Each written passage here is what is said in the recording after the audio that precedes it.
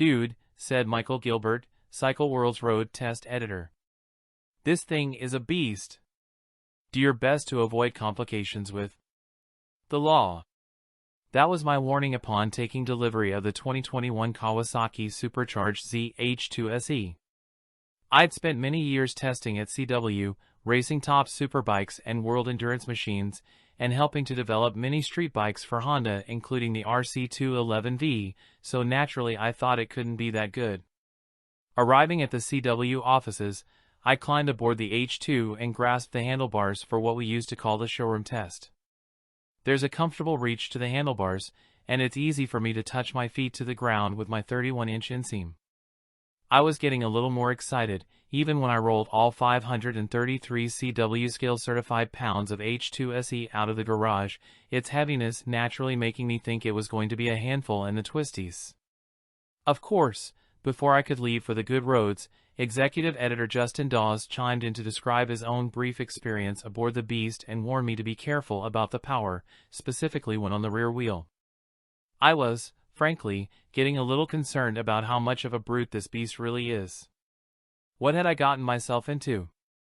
Thumbing the engine to life, I immediately noticed the deep growl coming from the H2's left side, where a fairing-mounted intake directs cool air into a 110,000 RPM supercharger. I cautiously worked my way out of the parking lot to the freeway. The power of this bike is, honestly, very subtle and smooth. But once I had some open space in front of me, I got a small taste of that power's ungodly wrath as the H2 yanked my arms forward with diabolical acceleration on the way to a much higher speed than I should have been doing. Maybe Michael and Justin were onto something. But this bike's not all brains and no brawn. This is a pretty cool bike that features many sophisticated rider aids along with behind-the-scenes electronics.